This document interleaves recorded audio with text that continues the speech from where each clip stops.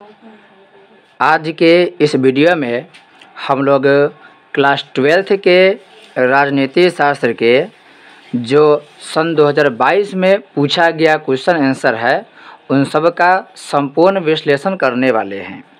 इससे पहले हम लोग वर्ष 2023 में जो भी क्वेश्चन आंसर पूछा गया है राजनीति शास्त्र के उन सब के व्याख्या किए थे। इस वीडियो में 100 ऑब्जेक्टिव का व्याख्या किया जाएगा। साथ ही साथ जो भी ऑप्शन वाले होंगे उस सभी ऑप्शन को, अब जानते हैं कि 4 ऑप्शन मिलता है, तो कोशिश करना है कि जितने भी ऑप्शन दिया गया है उन सभी ऑप्शन को भी संपूर्ण व्याख्या किया जाएगा। ये जे सीरीज है, इसका एक और पार्ट आएगा जिसमें सिर्फ आपको आंसर बताया जाएगा, क्योंकि 100 ऑब्जेक्टिव क्वेश्चन को सही तरीक़ा से व्याख्या करने में 1 घंटा से ऊपर का टाइम चला जाता है। तो यदि आपको जल्दी देखना हो तो एक वीडियो बनेगा जिसमें सिर्फ आपको आंसर बताया जाएगा कि कौन से क्वेश्चन का आंसर क्या है। इस वीडियो में हम लोग संपूर्ण विश्लेषण करेंगे। तो आपका काम है कि जो भी आप क्वेश्चन देख रहे हैं, जितने भी विकल्प देख रहे हैं, उस सभी विकल्प को आप लोग कॉपी में नोट करते जाएंगे, या यदि आपके पास किसी तरीक़ा से यदि ऐसा क्वेश्चन पेपर उपलब्ध हो रहा है तो आप वहां पर भी लिख सकते हैं। अगर यदि आप सन 2009 से लेकर के 2023 तक जितने भी ऑब्जेक्टिव देखेंगे तो उसमें पाएंगे कि प्रत्येक साल 10 या 12 क्वेश्चन ऐसे होते हैं जो रिपीट होते रहते हैं। और सही से यदि आप लोग 2023, 2022, 2021 और 2020 इतना तक अगर आप देख रहे हैं ऑब्जेक्टिव क्वेश्चन, तो इतना आप कंफर्म हो जाएंगे, निश्चित हो जाएंगे कि आधे प्रश्न का आप ऑब्जेक्टिव व्याख्या पूरा कर लेंगे। एग्ज़ाम में आपको आधा आसानी से कवर हो जाएगा, बाकी के लिए आपको 1-2 साल पहले के भी क्वेश्चन को देखना पड़ता है। तो चलिए शुरू करते हैं इस वीडियो को। क्वेश्चन नंबर फर्स्ट कह रहा है, भारत संयुक्त राष्ट्र संघ का सदस्य कब बना? भारत संयुक्त राष्ट्र संघ का सदस्य कब बना? इसका राइट आंसर हो जाएगा 1945। अब जानते हैं कि विश्व में शांति की स्थापना के लिए वर्ष 1945 में संयुक्त राष्ट्र संघ की स्थापना किया गया था। इसकी बात करें 1947 के, तो देश हमारा आज़ाद हुआ तो 1947 में। 1950 की बात करें तो सन 1950 ईस्वी में योजना आयोग नामक संस्था बना था।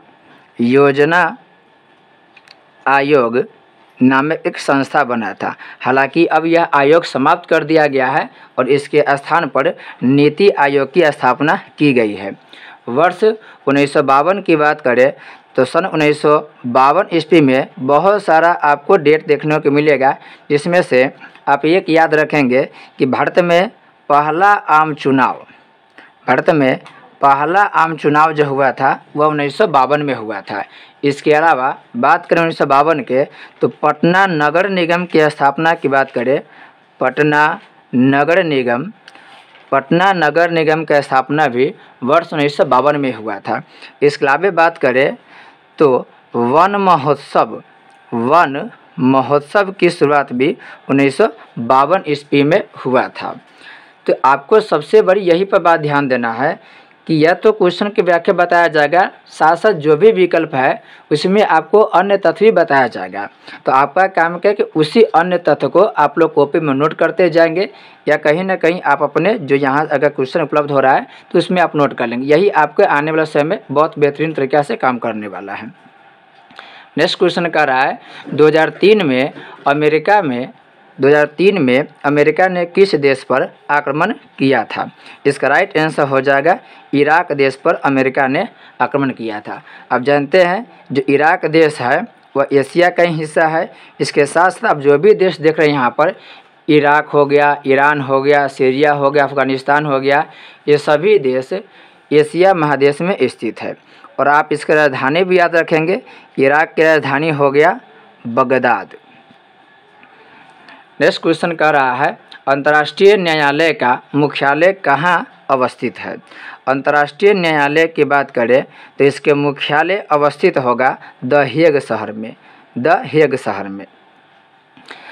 संयुक्त राष्ट्र संघ के अधीन बहुत सारा संस्था काम करते रहता है, और आप जानते हैं कि संयुक्त राष्ट्र संघ जब बना तो उसके और भी अंग 5 अंग है, जनरल असेंबली, हालांकि आगे हम चर्चा करेंगे कि जनरल असेंबली क्या है, सुरक्षा परिषद क्या है, अंतर्राष्ट्रीय न्यायालय क्या है। तो सुरक्षा जो भारत संयुक्त राष्ट्र संघ है, इसी संयुक्त राष्ट्र संघ का एक अंग है अंतर्राष्ट्रीय न्यायालय, जो पूरे दुनिया में 2 या 2 से अधिक देशों के बीच जब विवाद होता है तो उसके निपटारा के काम यही अंतर्राष्ट्रीय न्यायालय करता है। तो इसके मुख्यालय की बात करें तो ये द हेग शहर में है। न्यूयॉर्क की बात करें तो आपको न्यूयॉर्क शहर में संयुक्त राष्ट्र संघ के मुख्यालय मिलेगा। संयुक्त राष्ट्र संघ के मुख्यालय की बात करें तो कहाँ मिलेगा, न्यूयॉर्क शहर में मिल जाएगा। साथ ही साथ अगर वियना की बात करें तो पढ़ते होंगे ओपेक, ओपेक के बारे में। ओपेक के पूरा नाम हो गया organization of petroleum export countries. फिर से लिख लेंगे आप लोग, organization of petroleum export countries. यानी ओपेक एक ऐसी संस्था है जो पेट्रोलियम निर्यात करने वाले देशों के ग्रुप है, यानी पेट्रोलियम निर्यात करने वाले देशों ग्रुप का नाम ओपेक है। और इसके मुख्यालय की बात करें तो वह है वियना में। जिनेवा शहर भी काफ़ी महत्वपूर्ण है। ये जिनेवा में बहुत सारा मुख्यालय हैं, बहुत सारे संस्थाओं के मुख्यालय हैं, लेकिन आप 2 संस्था के रूप में याद रखेंगे इसको। जैसे world trade organization, world trade organization यानी कि विश्व व्यापार संगठन, इसका मुख्यालय आपको जिनेवा में मिलेगा।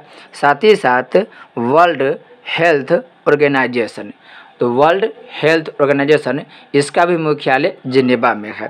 जिनेवा में और भी बहुत सारे संस्था के मुख्यालय है, लेकिन इन 2 से प्रश्न हमेशा पूछ लिए जाते हैं, तो इसे भी आप याद रखेंगे। नेक्स्ट क्वेश्चन कह रहा है ब्रेक्जिट किस देश से संबंधित है। अगर आप नाम को सही से पढ़ेंगे तो उसी में आपको आंसर मिल जाएगा। यहाँ पे इंग्लिश पर ध्यान दीजिए, लिखा है ब्रेक्जिट। ब्रेक्जिट का संबंध है इंग्लैंड से। देखिए जो ब्रिटेन देश है वो ब्रिटेन देश का यूरोपीय यूनियन से एग्जिट कर देना, एग्जिट मतलब हट जाना, ब्रेक्जिट का नाम दिया गया।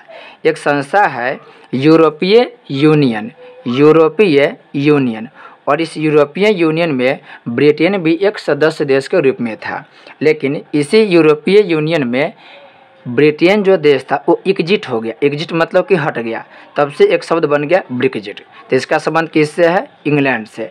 यहाँ पर ब्रिटेन भी देगा तो काम चलेगा, इंग्लैंड भी देगा तो काम चल जाएगा। England, Britain, great Britain, United kingdom, ये सभी अलग अलग है। इसके बारे में एक पूरा के पूरा सेपरेट वीडियो दिया गया है। आप प्ले लिस्ट में जा कर के सर्च मारेंगे कि great Britain, England, United kingdom, England, इसमें क्या अंतर है, तो आपको वीडियो के प्लेलिस्ट में आपको आ जाएगा, वहाँ सब समझ सकते हैं। तो ध्यान रखिए ब्रेक्जिट का संबंध किससे है, इंग्लैंड देश से है। यहाँ पे ब्रिटेन देगा तो भी इसका राइट आंसर ब्रिटेन ही हो जाएगा। नेक्स्ट है दक्षिण एशिया का सबसे बड़ा देश कौन है। दक्षिण एशिया के सबसे बड़ा देश की बात करें तो वह देश कौन होगा, भारत। जैसे आपको पता है कि भारत दुनिया के 7वां बड़ा देश है। 7वां बड़ा किस मामले में, तो क्षेत्रफल में 7वें नंबर पर आता है भारत। जिसके क्षेत्रफल की बात करें तो 32,87,263 वर्ग किलोमीटर भारत के क्या है, क्षेत्रफल है। और पूरे दक्षिण एशिया में देखेंगे तो यह सबसे बड़ा कंट्री मिलेगा।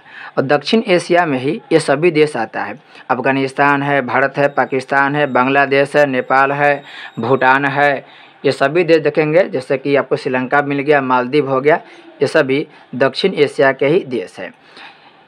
चाइना भारत से क्षेत्रफल में ज़्यादा है, लेकिन हम लोग उसको दक्षिण एशिया में काउंट नहीं करते हैं। हालांकि क्षेत्रफल का नाम ज़्यादा है और दक्षिण एशिया के लगभग क्षेत्र में आता है, लेकिन फिर भी हम लोग उसको अलग रखे हुए हैं। आप एक ग्रुप के बारे में आगे पढ़ेंगे, सार्क के बारे में, south Asia association regional for corporation, और इस ग्रुप में हम लोग चाइना को नहीं रखे, उसको हम लोग साइड किए हुए हैं। इस तरह से भारत सबसे बड़ा देश हो जाएगा। नेक्स्ट है पंचशील निम्नलिखित में से किन 2 देशों द्वारा स्वीकार किया गया था। यह होगा भारत और चीन के बीच, भारत और चीन। पंचशील समझौता की बात करें तो भारत और चीन के बीच हुआ था, और हुआ कब था, तो याद रखेंगे यह हुआ था 29 अप्रैल सन 1954 ईस्वी में। 29 अप्रैल 1954 ईस्वी में यह पंचशील समझौता हुआ था। कभी कभी क्वेश्चन पूछता भी है कि बताइए यह समझौता भारत चीन के बीच हुआ था, लेकिन कौन कौन नेताओं के बीच हुआ था, कौन कौन नेताओं ने अपना भूमिका दिया था। तो भारत से नेहरू जी थे, जवाहरलाल नेहरू जी थे, और चीन के तरफ से था चाउ एन लाई, याद रख लेंगे, चाउ एन चाई या लाई भी कहीं कहीं पर लिखता है, तो चाउ एन चाई या चाई एन लाउ भी लिखता है। यह पंचशील समझौता में नेहरू जी के साथ में थे। नेक्स्ट है आसियान शैली, यानी कि आसियान वे क्या है। इसका राइट आंसर हो जाएगा आसियान देशों के सहयोगपूर्ण और समन्वयपूर्ण कार्यशैली। इसमें एक शब्द आ रहा है आसियान। आसियान, ये आसियान क्या है, तो ये आसियान एक संस्था है। आसियान क्या है, तो आसियान एक संस्था है। आसियान एशिया के पूर्व क्षेत्र के जो भी देश है उनके ग्रुप का नाम है, उनके संस्था का नाम है। इसका फुल फॉर्म आप लिख लेंगे association of south east Asia nation. फिर से लिखेंगे, चूँकि सब बात को लिखते जाएंगे और एक्सप्लेन भी करेंगे तो वीडियो 2 से 2.5 घंटे का बन जाएगा, इसलिए आप लोग कुछ बात को वीडियो को पॉज करके लिखते भी जाएंगे।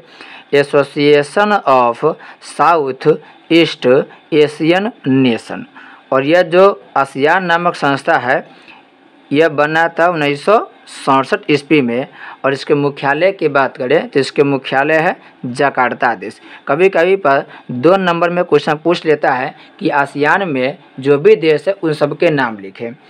तो आसियान के देशों के अगर नाम लिखना है तो भारत के पूरब की तरफ चले जाइए। भारत के पूरब की तरफ जैसे ही जाइएगा आपको बहुत सारा देश मिलते चल जाएगा। जैसे कि देखिए, एक देश मिलेगा लाओस, कंबोडिया मिलेगा, वियतनाम मिलेगा। आप सुनते जाएंगे, सुन लीजिए और लिखते चले जाएंगे। देश के नाम बोले 5-6 देश, उसके नाम आप लिख लेंगे। बाद में आपको एक अलग वीडियो आसियान, सार्क, ब्रिटेन के जो यूरोपीय यूनियन है, ओपेक हो गया, इन सब के बारे में एक सेपरेट वीडियो दे दिया जाएगा। जैसे कि आप आगे जाएंगे भारत के आगे तो आपको कौन कौन देश मिलेगा, थाईलैंड मिलेगा, आप जाएंगे तो मलेशिया मिल जाएगा, लाओस, कंबोडिया, वियतनाम मिल जाएगा, सिंगापुर मिल जाएगा, इंडोनेशिया मिल जाएगा, फिलीपींस मिल जाएगा, ब्रुनेई मिल जाएगा। ये सभी देश इसी आसियान नामक संस्था में आता है। टोटल देशों की बात करें तो टोटल देश इसमें आता है 10। ये ध्यान रखेंगे, एक अलग वीडियो बना दिया जाएगा जिसमें सभी आसियान कंट्री और सार्क कंट्री के बारे में डिटेल से चर्चा किया जाएगा। नेक्स्ट क्वेश्चन की बात करें तो नेक्स्ट क्वेश्चन कह रहा है भारत और चीन ने अपने कूटनीतिक संबंध कब स्थापित किए थे। इसका राइट आंसर हो जाएगा 1950 में भारत और चीन अपने कूटनीतिक संबंध स्थापित किए थे। 1944 की बात करें तो 1944 में ब्रेटन वुड्स समझौता हुआ था। ब्रेटन वुड्स सम्मेलन हुआ था। अमेरिका में एक शहर है ब्रेटन वुड्स। इसी ब्रेटन वुड्स में एक समझौता हुआ, एक ब्रेटन वुड्स में सम्मेलन हुआ, और इसी सम्मेलन के दौरान 2 अंतर्राष्ट्रीय संस्था बनाया गया था, जिसमें से एक का नाम है IMF और एक का नाम है विश्व बैंक। विश्व बैंक। तो 1944 में ब्रेटन वुड्स समझौता हुआ, उसमें IMF और विश्व बैंक नामक संस्था बनाया गया जो दुनिया को कर्ज देने के काम करता है। जो दुनिया में जो भी देश है, अगर उस देश में विकास के काम रुका हुआ है या कोई भी ऐसा गतिविधि है जिसमें पैसा की आवश्यकता है तो ये दोनों संस्था उन देशों को फंडिंग करता है। 44 में और भी काम हुआ था, लेकिन यहाँ पर वही बातें बताया जाएगा जो आपके सिलेबस के अनुसार सही है और कहीं न कहीं एग्जाम के दृष्टिकोण से भी सही है। बात करें 1948 में तो 1948 में इजराइल नामक देश बना था, इजराइल। और श्रीलंका को आज़ादी की बात करें, श्रीलंका आज़ाद भी 1948 में हुआ था। 1952 को बताए थे आपको, हम फिर से रिपीट कर दे रहे हैं। 1952 में वन महोत्सव की शुरुआत हुआ था। 1952 की ही बात करें तो 1952 में पटना नगर निगम बना था। प्रथम आम चुनाव 1952 में ही बना था। और एक संस्था है राष्ट्रीय विकास परिषद। जब आप अर्थशास्त्र पढ़ेंगे तो इसमें पढ़ेंगे आप लोग राष्ट्रीय विकास परिषद। राष्ट्रीय विकास परिषद की स्थापना भी वर्ष 1952 ईस्वी में ही हुआ था। नेक्स्ट है गलवान वैली कहाँ है या गलवान घाटी कहाँ अवस्थित है। गलवान घाटी के बारे में आप पढ़े होंगे कुछ समय पहले कि भारत और चीन के सैनिकों के बीच एक हिंसक झड़प हुआ था और वह हिंसक झड़प लद्दाख के इसी गलवान वैली में हुआ था, यानी गलवान घाटी में हुआ था। तो इसका राइट आंसर हो जाएगा लद्दाख। इसमें भारतीय सेना और चीनी सेना के बीच में कुछ हिंसक झड़प हुआ था। नेक्स्ट है नेपाल में लोकतांत्रिक व्यवस्था की मांग को कब स्वीकार किया गया था। इसका राइट आंसर हो जाएगा वर्ष 1992। सन 1991 की बात करें तो बहुत इंपॉर्टेंट जो क्वेश्चन हमेशा पूछ लिया जाता है, यूएसएसआर का विखंडन 1991 में हुआ था। 1991 में और भी बहुत कुछ हुआ था।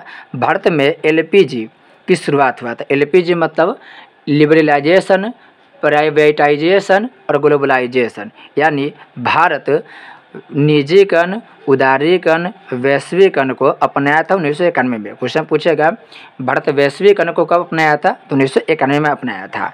यूएसएसआर का विखंडन कब हुआ था, 1991 में। और हमारे भारत के सबसे युवा प्रधानमंत्री राजीव गांधी जी के हत्या भी 1991 ईस्वी में ही हुआ था। 1992 की बात करें तो 1992 में आप पढ़ेंगे पृथ्वी सम्मेलन के बारे में। पृथ्वी सम्मेलन के बारे में पढ़ेंगे तो प्रथम पृथ्वी सम्मेलन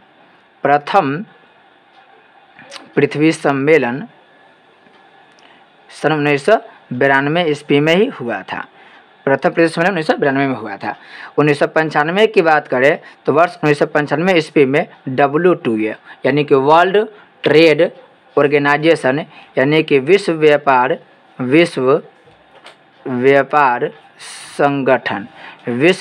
संगठन की स्थापना 1995 में हुआ था। इसके साथ साथ मिड डे मील योजना, आप जानते हैं कि जो भी बच्चे स्कूल में जाते हैं पढ़ने सरकारी स्कूल में, उनको दोपहर के खाना मिलता है सरकार के द्वारा, उसे मिड डे मील योजना के तहत रखा गया है।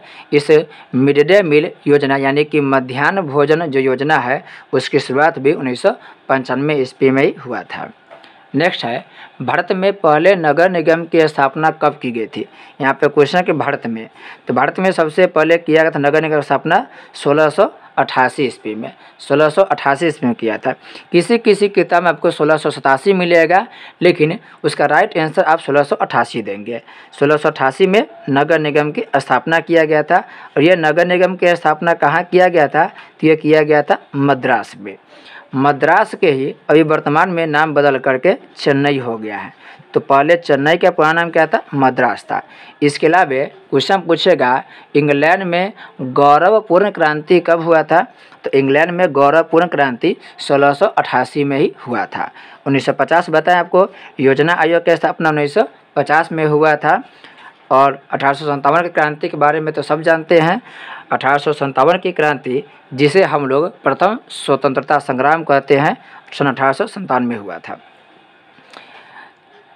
बिहार में कितने नगर निगम है। क्वेश्चन करा कि बिहार में कितने नगर निगम है। देखिए इसमें जो ऑप्शन दिया हुआ है अभी के लिए, वर्तमान के लिए, इसमें से कोई भी ऑप्शन सही नहीं है।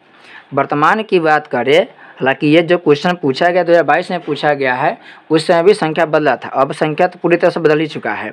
तो नगर निगम या आपसे नगर पंचायत या नगर परिषद पूछे तो सबकी संख्या बदल गया है। अभी वर्तमान में पूछेगा तो बिहार में नगर निगम की संख्या हो गया है 19। याद रखेंगे नगर निगम की संख्या कितना हो गया है, 19 हो गया है। सभी क्षेत्रों में नगर निगम की स्थापना प्रस्तावित किया गया है, उसमें से नए नगर निगम बनाए गए हैं जिसकी संख्या हो गया है 19। नगर निगम क्या होता है तो पढ़ेंगे कि जो नगरीय इकाई है उस नगरीय इकाई में 3 संस्था बनाया गया है। एक बनता है, एक नगर पंचायत को बनाया जाता है, नगर पंचायत। एक होता है जिसे बोलते हैं नगर परिषद, और एक होता है नगर निगम। नगर निगम गांव से जो थोड़ा बहुत विकसित क्षेत्र होता है वहाँ पर नगर पंचायत बनता है। यानी आप कह सकते हैं कि 12,000 जनसंख्या से लेकर 40,000 तक की जनसंख्या जहाँ पर है और जहाँ के 75% लोग खेती बाड़ी छोड़ के दूसरा काम कराओ, खेती बाड़ी छोड़ के दूसरा कोई काम कर रहा, तो वहाँ पर नगर पंचायत का गठन किया जाता है। नगर परिषद की बात करें तो जहाँ की आबादी 1 लाख से ले करके, या आप 40,000 भी कर सकते हैं, अलग अलग बुक में अलग अलग बात दिया रहता है। 40,000 से ले करके 1 लाख तक की जनसंख्या जहाँ पर है वहाँ पर नगर परिषद स्थापित होता है।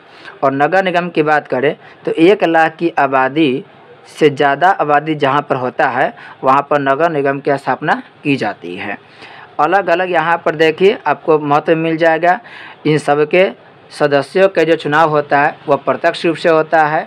हालांकि वर्तमान समय में आप देखेंगे तो नगर निगम के जो अध्यक्ष है उनका चुनाव अभी वर्तमान में इस वर्ष से प्रत्यक्ष रूप से हो रहा है, लेकिन पहले क्या होता था, अप्रत्यक्ष रूप से होता था। यहाँ से क्वेश्चन याद कर लेंगे, नगर निगम के प्रधान को मेयर या महापौर कहते हैं, मेयर या महापौर कहा जाता है। 2 चीज़ बताया था आपको। सबसे पहले नगर निगम की शुरुआत हुआ था 1688 में, और पटना नगर निगम के शुरुआत हुआ था 1952 ईस्वी में हुआ था। तो सभी तत्व को आप लोग ध्यान रखते रहेंगे। नेक्स्ट है, भारत में नियोजित अर्थव्यवस्था का विचार कहाँ से ग्रहण किया गया था। तो नियोजित अर्थव्यवस्था की बात करें तो यह हम लोग ग्रहण किए थे सोवियत संघ से। कहाँ से किए थे? सोवियत संघ से। अब सोवियत संघ जैसे ही पढ़ते हैं उसका संबंध है यूएसएसआर से, यानी कि यूएसएसआर को ही सोवियत संघ कहा जाता है।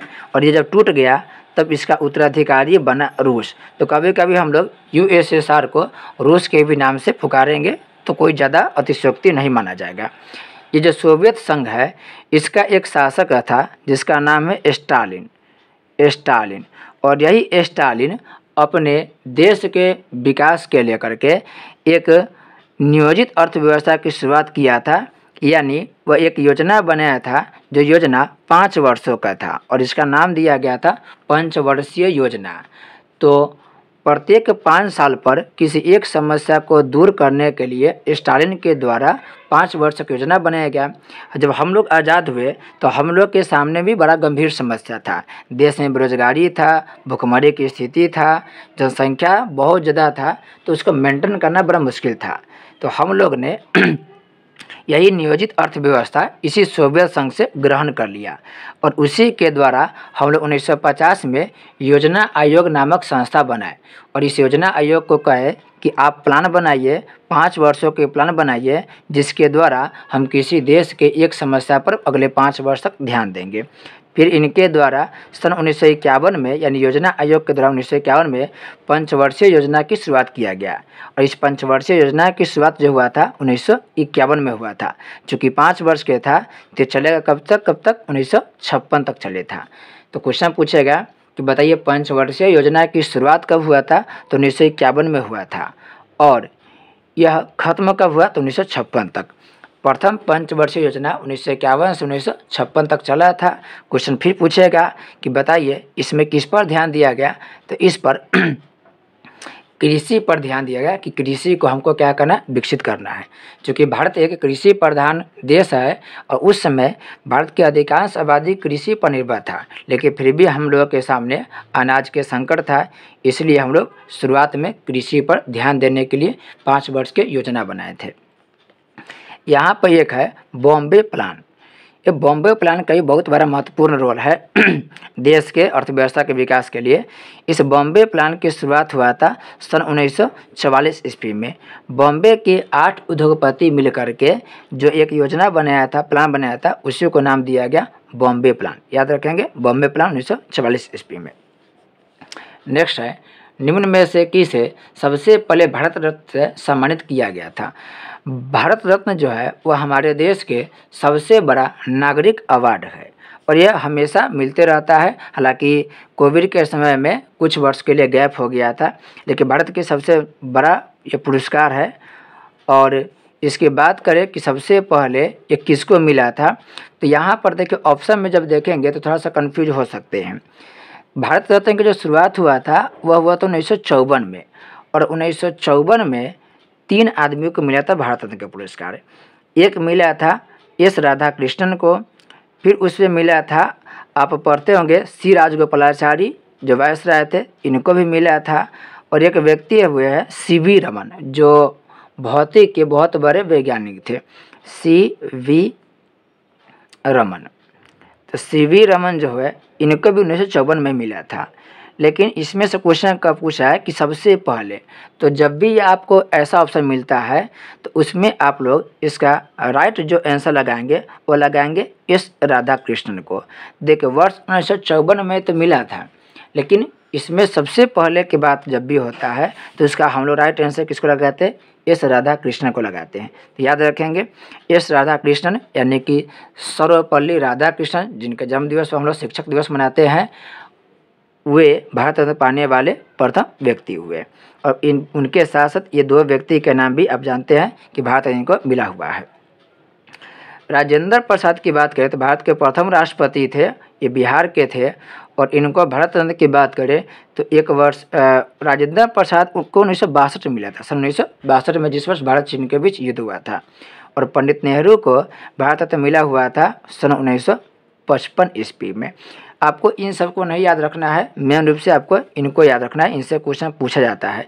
एस राधाकृष्णन यानी कि सर्वपल्ली राधाकृष्णन को पहले भारत रत्न अवार्ड दिया गया था। नेक्स्ट है भारतीय जनसंघ का संस्थापक कौन था? भारतीय जनसंघ, इसका राइट आंसर जो हो जाएगा भारतीय जनसंघ के संस्थापक की बात करें तो श्यामा प्रसाद मुखर्जी, श्यामा प्रसाद मुखर्जी हो जाएगा। और क्वेश्चन पूछेगा कि बताइए भारतीय जनसंघ बाद में किस पार्टी के रूप में तब्दील हो गया? तो एक पार्टी है BJP, Bharatiya Janata party, Bharatiya Janata party.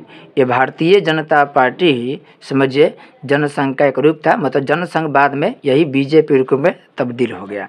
तो भारतीय जनसंघ के संस्थापक था श्यामा प्रसाद मुखर्जी। हालांकि और भी नेता थे, लेकिन मेन रूप से इनका नाम माना जाता है और बाद में बीजेपी में कन्वर्ट हो गया।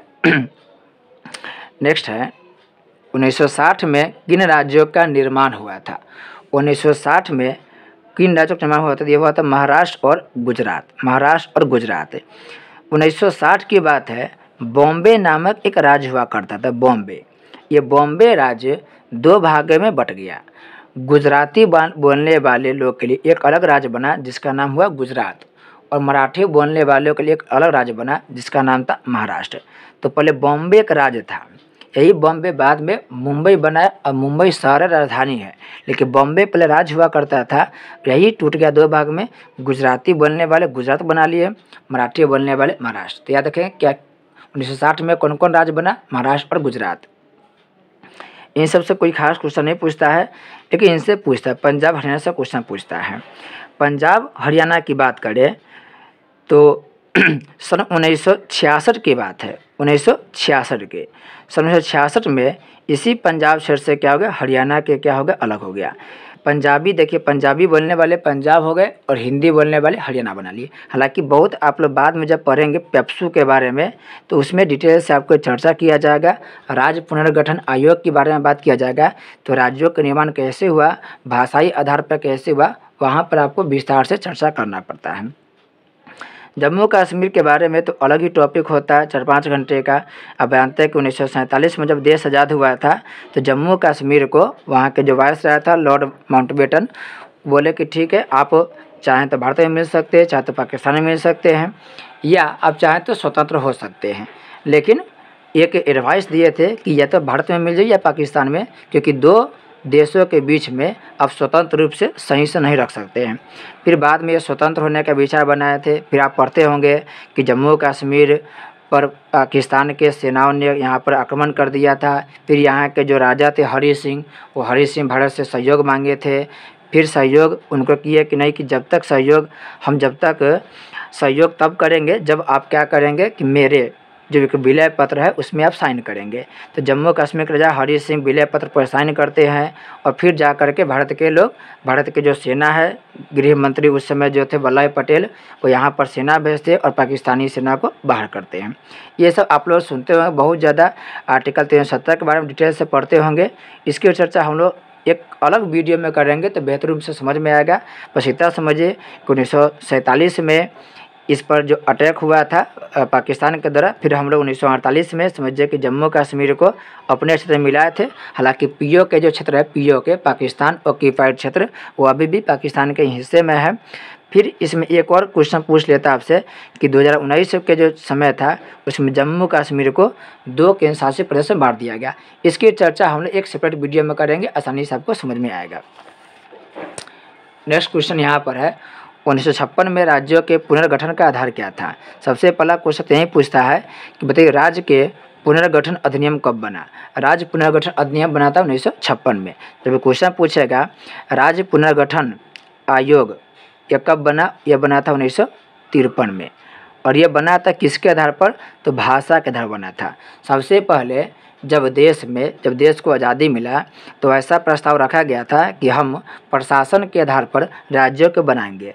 लेकिन बाद में क्या हुआ, सन 1953 की बात है, 1953 में एक व्यक्ति हुए जिनका नाम है, 1953 में एक इलाका है आंध्र प्रदेश। इस आंध्र प्रदेश में एक कांग्रेसी नेता थे जिनका नाम था श्री रामुलु पोट्टू। ये जो व्यक्ति थे यह आंध्र प्रदेश को भाषा के आधार पर अलग राज्य बनाने के लिए जिद करने लगे और ये अनशन पर बैठ गए, भूख हड़ताल कर दिए। और इसका नतीजा ये हुआ कि भूख हड़ताल के दौरान ही इनका मृत्यु हो गया। जब इनका मृत्यु हुआ तो उस स्थान के माहौल काफ़ी बिगड़ गया, बहुत ज़्यादा। जब स्थिति बिगड़ा तो भारत सरकार को मजबूरी में आकर के भाषा के आधार पर आंध्र प्रदेश को राज्य बना दिए। 1953 में आंध्र प्रदेश को एक अलग राज्य बना दिए जो भाषा के आधार पर बना था। अब आंध्र प्रदेश जैसे भाषा के आधार पर एक अलग राज्य बना, बाकी जो भी भाषा के आधार पर जो इलाका था वो भी अलग राज्य बनने के लिए आंदोलन करने लगे। और बाद में चल कर के भारत सरकार को अपना पॉलिसी चेंज करना पड़ा और राज्य पुनर्गठन अधिनियम जो बना उसमें यह व्यवस्था कर दिया गया कि अब भारत के राज्यों का जो गठन होगा वह गठन भाषा के आधार पर होगा। फिर आप अभी पढ़े हैं कि महाराष्ट्र, गुजरात ये जो अलग राज्य बना था वो भाषा के आधार पर बना था। फिर आप पढ़ेंगे उधर जो हरियाणा पंजाब के बीच जो अलग हुआ था टेंशन, वो भी कहीं ना कहीं भाषा के आधार पर ही। तो जब एक राज्य को भाषा के आधार पर मान्यता दे दिया तो उसके बाद बहुत सारे देश भाषा के आधार पर बनते चले गए। इसका आंसर होगा भाषा। नेक्स्ट है निम्न में किसने देशी रियासतों के एकीकरण में महत्वपूर्ण भूमिका निभाई थी। इसका राइट आंसर हो जाएगा सरदार पटेल। सरदार पटेल देशी रियासतों के एकीकरण में सबसे महत्वपूर्ण भूमिका निभाया था। आप जानते होंगे कि जो सरदार पटेल है, ये सरदार पटेल को भारत में जब भारत देश जब आज़ाद हुआ था ना गृह मंत्री बनाया गया था। और साथ ही साथ आप जानते होंगे कि ये भारत के प्रथम उप प्रधानमंत्री के रूप में भी काम कर चुके हैं। हालांकि उप प्रधानमंत्री का कोई पोस्ट नहीं होता है, लेकिन फिर भी इनको दर्जा दिया गया। और जब देश आज़ाद हुआ था तब उस समय 565 देशी रियासत था। और इन 565 देशी रियासतों को ये बड़ी आसानी से क्या किया था, भारतीय क्षेत्र में विलय कर दिए थे। 3 जगह पर इनको समस्या थोड़ा हुआ था, 3 जगह पर थोड़ा सा मामला पेचीदा हो गया था। एक था जम्मू एंड कश्मीर, एक था जूनागढ़ और एक था हैदराबाद। बाकी सभी देशी रियासतों को बड़ा आसानी से ये भारत संघ में विलय कर लिए थे।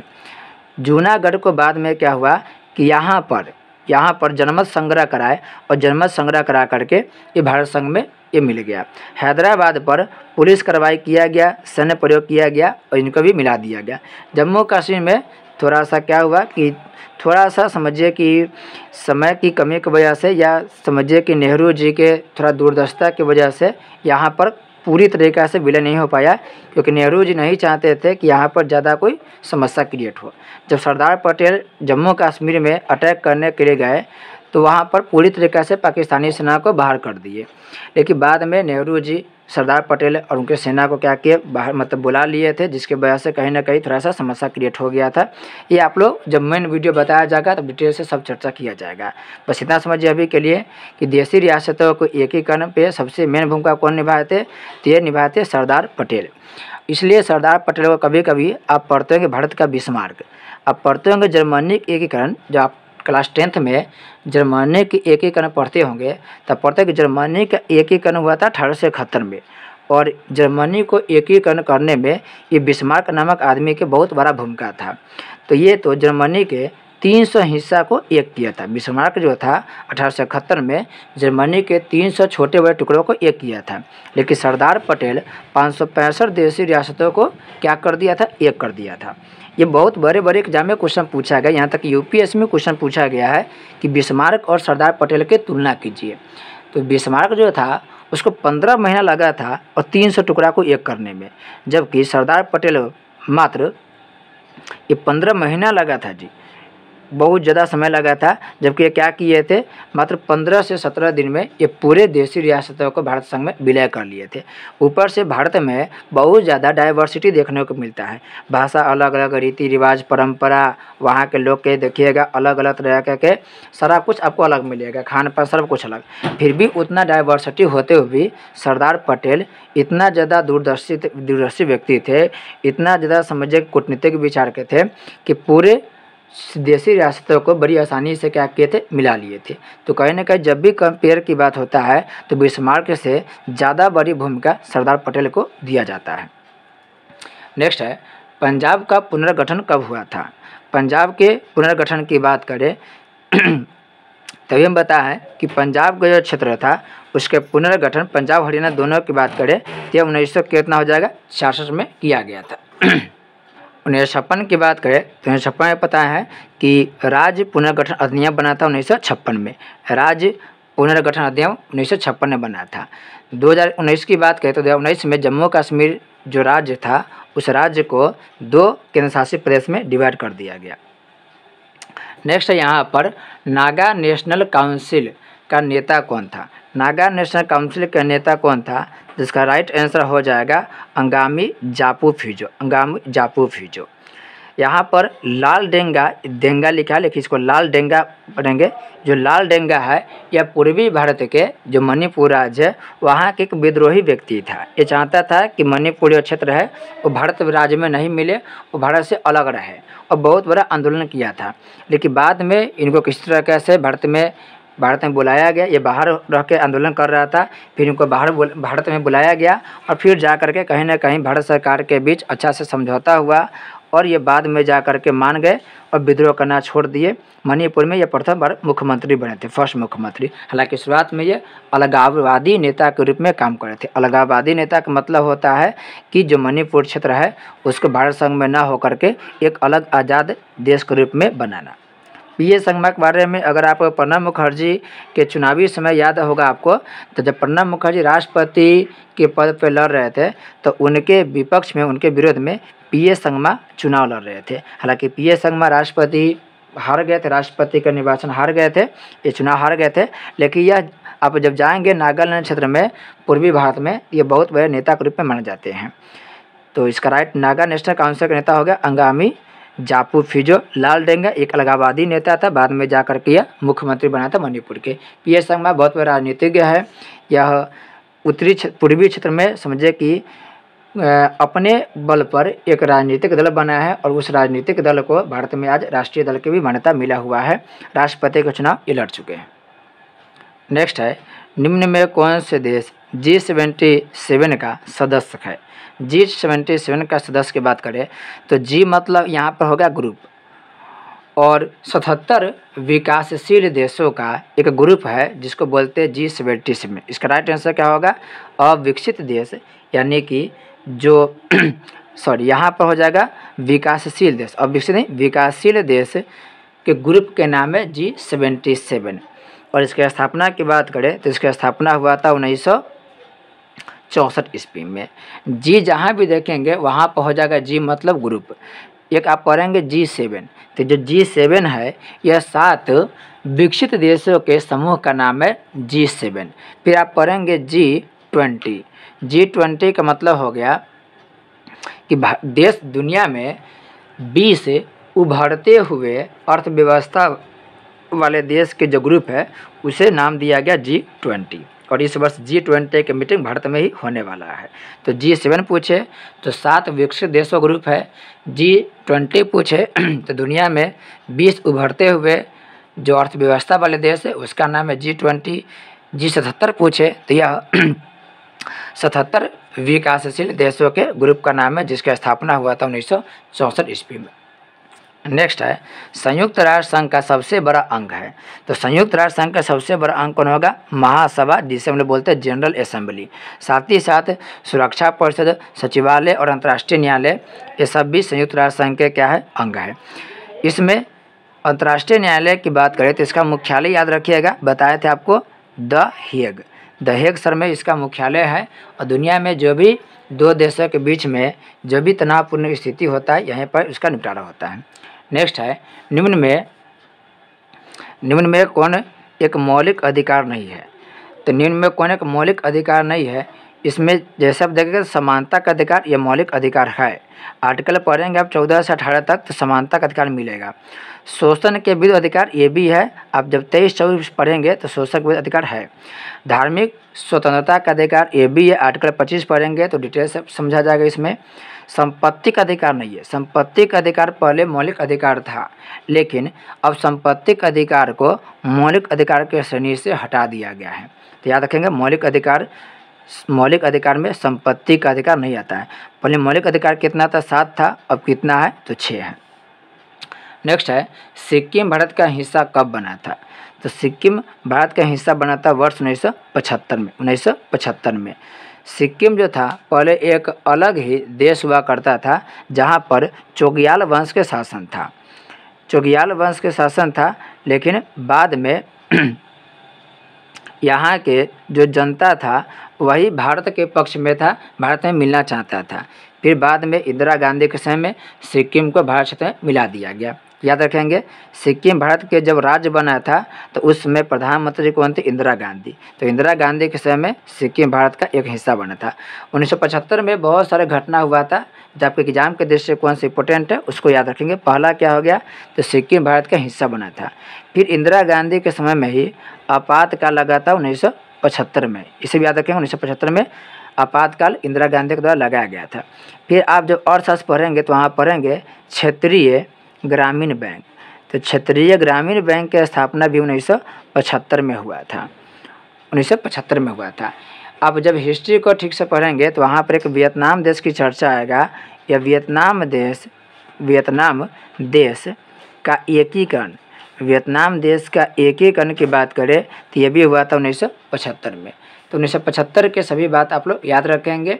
सबसे पहले यहाँ पर सिक्किम भारत का हिस्सा बन गया, क्षेत्रीय ग्रामीण बैंक बना था, आपातकाल लगा था और वियतनाम देश का एकीकरण भी हुआ था।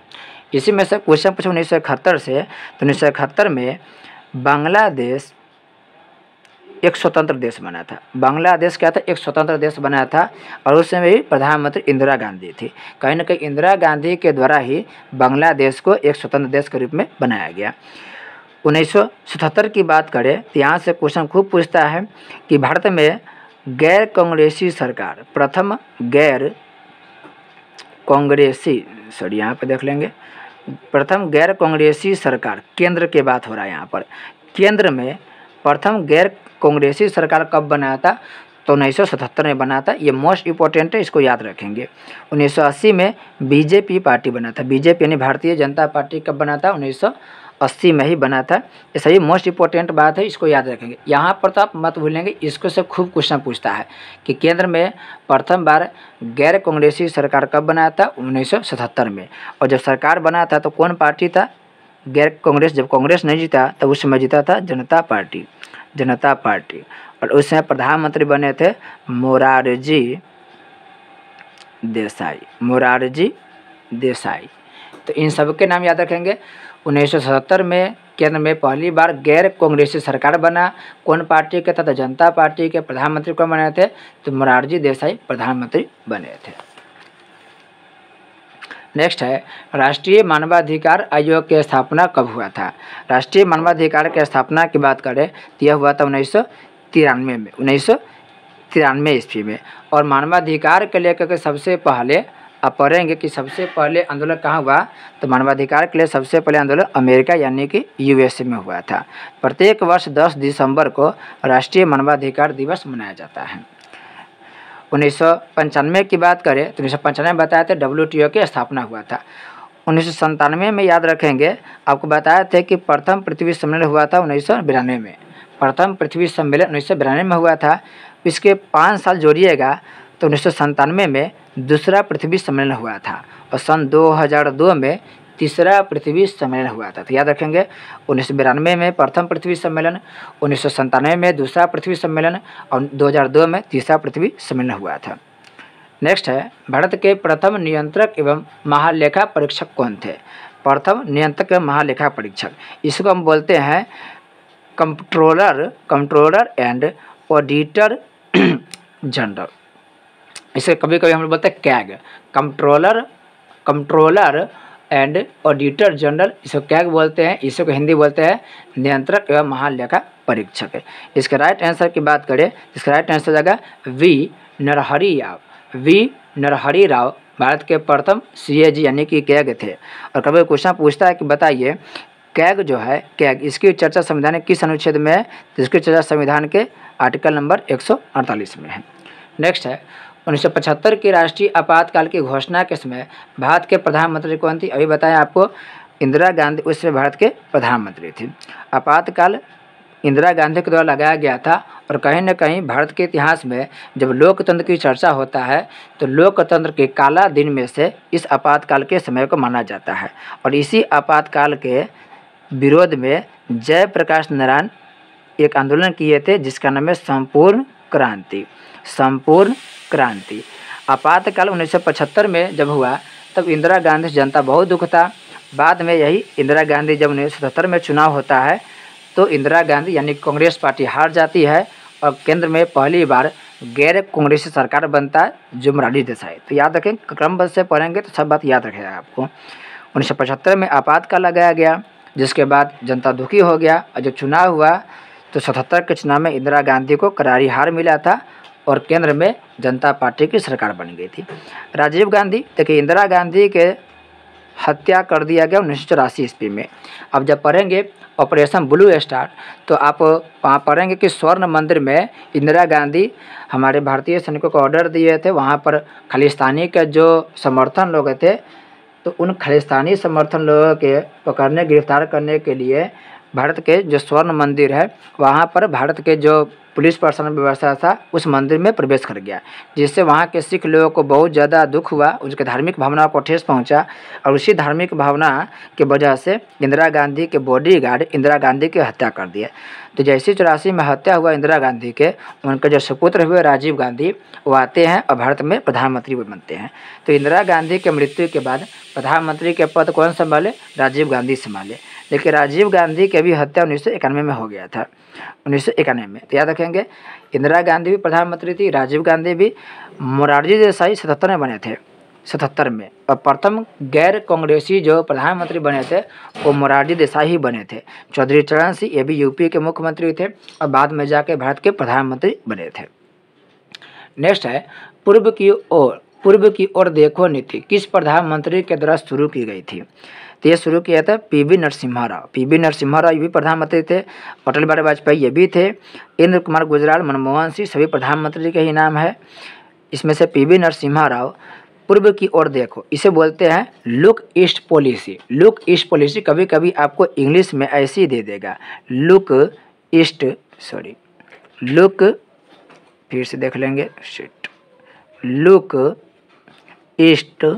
पॉलिसी। तो लुक ईस्ट पॉलिसी को बनाने वाले प्रधानमंत्री कौन थे? नरसिम्हा राव थे। इसका मतलब क्या हुआ समझिए, भारत के जो पूर्वोत्तर राज्य जिसमें से अरुणाचल प्रदेश, मणिपुर, मिजोरम, नागालैंड, मेघालय, त्रिपुरा, ये जो 7 राज्य आता है, इन 7 राज्य की जनसंख्या बहुत कम है। यहाँ पे जंगल है, पहाड़ी क्षेत्र है। अतः आप देखेंगे कि इन क्षेत्रों में बहुत ही कम ध्यान दिया जाता है। हालांकि सामरिक महत्व के दृष्टि से काफ़ी महत्वपूर्ण यह राज्य है और कहीं न कहीं इनका जो संस्कृति है काफ़ी रिच है। लेकिन इतनी अच्छे सभ्यता संस्कृति होने के बावजूद भी कहीं न कहीं भारत के जो राजनेता हुए हैं वो राजनेताओं के द्वारा पूर्वी राज्यों को इग्नोर किया गया है। अतः यहाँ के लोग बहुत बार ऐसे होता है कि भारत के ही लोग से पूछेंगे मणिपुर, मिजोरम के बारे में तो जो लोग पढ़ाई से जुड़े हुए हैं और जो ठीक ठाक तैयारी करे वो तो बता पाते हैं, लेकिन बहुत लोगों को उनका नाम नहीं पता। वहाँ के मुख्यमंत्री कौन है, वहाँ के राज्यपाल कौन है, उनको पता नहीं होता है। वहाँ के त्यौहार क्या है वो जा ही नहीं पाते। कभी कभी तो होता है कि अरुणाचल प्रदेश, नागालैंड, मणिपुर के लोगों को वो लोग नेपाल के बोल देते हैं। इससे वहाँ के लोगों के भावना को बड़ा आहत पहुँचता है। तो भारत के उन सभी राज्यों के विकास के लिए, भारत के साथ अच्छे तालमेल के लिए नरसिम्हा राव जी के द्वारा look at the policy, look east policy बनाया गया, जिसमें वहाँ के जो क्षेत्र है उन पर ध्यान देने की बात किया गया और बहुत अच्छा पहल था। हालांकि अभी की जो सरकार है वो अच्छा खासा पूर्व के क्षेत्र के जो पूर्वी राज्य है वहाँ के लिए काम कर रही है, लेकिन रिसेंट में जो मणिपुर की घटना घटा उससे कहीं ना कहीं और भी ज़्यादा स्थिति बिगड़ी हुई है। तो याद रखेंगे वीपी नरसिम्हा राव पूर्व की ओर देखो की नीति बनाए थे। नेक्स्ट है, निम्न में कौन सा अनुच्छेद जीवन के अधिकार से संबंधित है? इसका राइट आंसर हो जाएगा अनुच्छेद नंबर 21 से, प्राण एवं दैहिक स्वतंत्रता। आपको बहुत तरह क्वेश्चन ऐसे पूछेगा कि प्राण एवं दैहिक स्वतंत्रता की चर्चा आर्टिकल किस में, तो आर्टिकल 21 में, या कभी कभी दे देगा जीवन के अधिकार, इसकी चर्चा किस अनुच्छेद में, तो अनुच्छेद नंबर 21 में। देखिए वीडियो अभी 85 मिनट पर है और ये वीडियो लंबा बन रहा है, 29 अभी क्वेश्चन हुआ है। तो आप वीडियो के आप लंबाई पर मत जाइएगा, ड्यूरेशन मत जाइएगा। यदि आपको एक्सप्लेन हो रहा है क्वेश्चन को, यदि थोड़ा बहुत भी समझ में आ रहा है तो आप 2 घंटा के और 2.5 घंटा या 3 घंटा को उस वीडियो को इत्मीनान से देखिए। हो सकता है किसी किसी सेशन को मेरे द्वारा जो कहा गया बात है सही में हो सकता है कि नहीं समझ में आए, जो अभी हम बोल रहे हैं, तो हो सकता है कि थोड़ा आवाज़ में समस्या, क्योंकि ये जो माइक है ये पहली बार माइक के साथ पढ़ाया जा रहा है, नया माइक है, पहले वाला माइक भी थोड़ा सा डिस्टर्ब है, नया माइक से पढ़ाया जा रहा है। तो थोड़ा बहुत भी अगर समस्या है तो आप वॉल्यूम को थोड़ा कम करके और ईयरफोन के साथ सुनेंगे, उससे अब आपको आवाज़ स्पष्ट रूप से सुनाई देगा। और जो भी क्वेश्चन बताया जाए उसको लिखेंगे ही, बार बार अलग अलग वीडियो देखने से बेहतर है कि एक ही वीडियो में आपको संपूर्ण जानकारी दिया जा रहा है। उस एक वीडियो को इत्मीनान से देखिए, आपको निश्चित ही जो भी क्वेश्चन पूछा जाएगा उसमें मैक्सिमम क्वेश्चन आसानी से आपको सुलभ हो जाएगा। तो अनुच्छेद 21 में प्राण एवं दैहिक स्वतंत्रता की चर्चा है, जीवन का अधिकार की चर्चा है।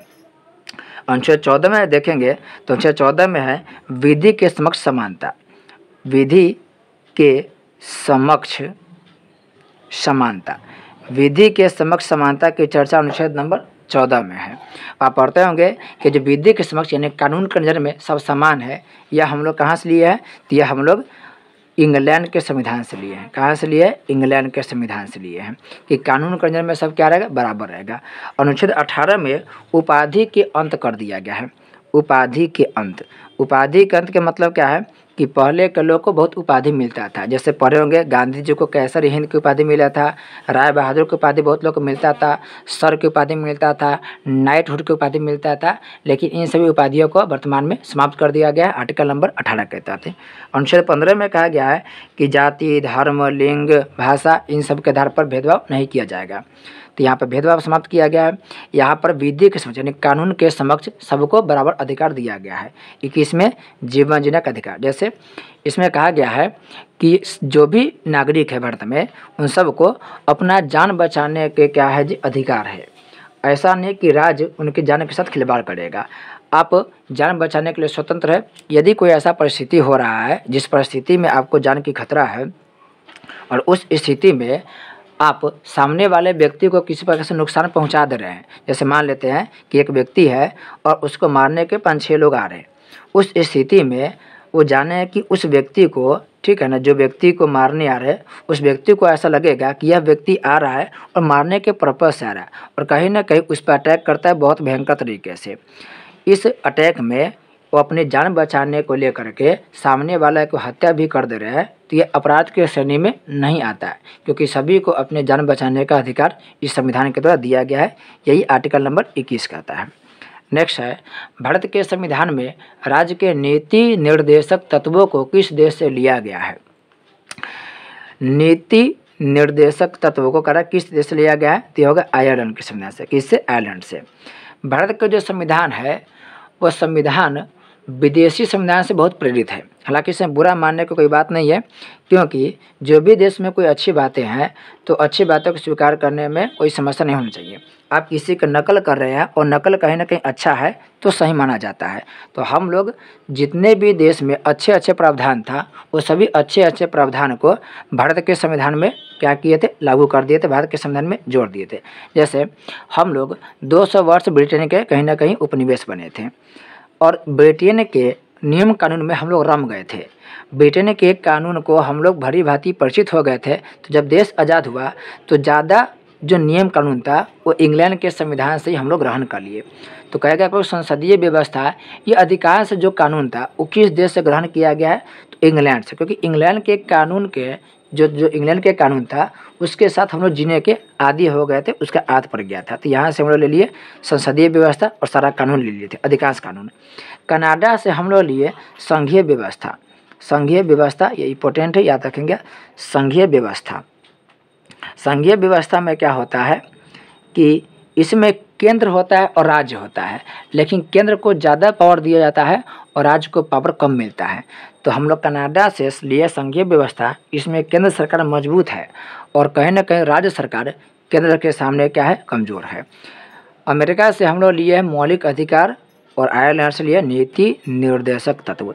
तो अब आगे जो भी क्वेश्चन होगा उसका एक्सप्लेनेशन ना आपको मैं ऐसे बोल के कर देंगे, लिखने वाला काम है वो आप लोग खुद ही करते रहेंगे, लिखने में ज़्यादा टाइम की बर्बादी हो रहा है। नेक्स्ट है, भारत और बांग्लादेश के बीच मुख्य मुद्दा क्या है। भारत और बांग्लादेश के बीच मुख्य मुद्दा ये जल विवाद है। जो गंगा नदी है, ब्रह्मपुत्र नदी है, वो गंगा नदी बांग्लादेश में भी प्रवेश करके, मतलब बांग्लादेश में भी बहती है, और ब्रह्मपुत्र नदी भारत से होकर बांग्लादेश में जाती है। तो भारत और बांग्लादेश में गंगा और ब्रह्मपुत्र नदी के जल के प्रयोग को लेकर के थोड़ा बहुत विवाद होते रहता है। ऐसा पढ़े होंगे कि गंगा नदी भारत की सबसे लंबी नदी है और वह भारत से बहते हुए चल जाती है बांग्लादेश में।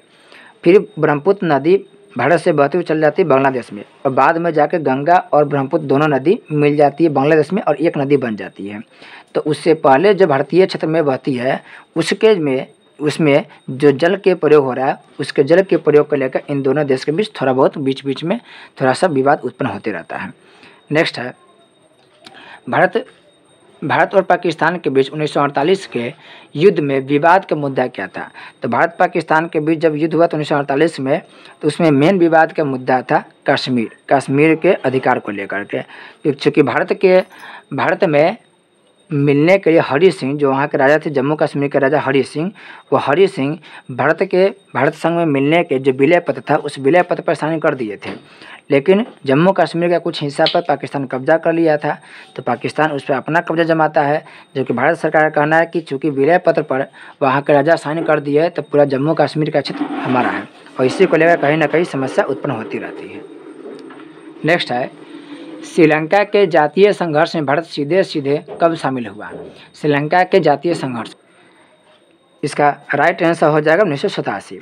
श्रीलंका के जातीय संघर्ष में भारत सीधे से शामिल कब हुआ था, 1987 में शामिल हुआ था। श्रीलंका पहले ब्रिटेन का उपनिवेश था और 1948 में श्रीलंका आज़ाद हुआ था। लेकिन श्रीलंका जब आज़ाद हुआ तो श्रीलंका अपने आप को एक बौद्ध धर्म के रूप में स्वीकार किया, बौद्ध धर्म को बनाया गया मेन धर्म के रूप में। और श्रीलंका में 2 भाषा बोला जाता था, अभी भी 2 भाषा वाला क्षेत्र है।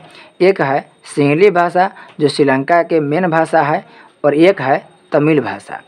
भारत के तमिलनाडु राज्य के बहुत सारे लोग श्रीलंका में जाकर के बस गए थे, अब उनका भाषा तमिल था। लेकिन जब श्रीलंका आज़ाद हुआ तो 1956 में क्या किया, उस सिंहली भाषा को मुख्य भाषा बना दिया और तमिल भाषा को इग्नोर कर दिया। तमिल भाषा को इग्नोर किया, कहीं ना कहीं इसको अधिकार से वंचित कर दिया गया। तो तमिल भाषी लोग काफ़ी नाराज़ हो गए श्रीलंका के सरकार से, और ये लोग सरकार के खिलाफ में लगे प्रदर्शन करने। इन्होंने एक अलग अपना ग्रुप बनाया जिसका नाम दिया गया था लिट्टे। तब पढ़ते हुए कभी कभी लिट्टे के बारे में कि लिट्टे क्या है, तो लिट्टे एक आतंकवादी संगठन है जो यही तमिल लोगों के द्वारा बनाया गया था और सरकार के साथ ही संघर्ष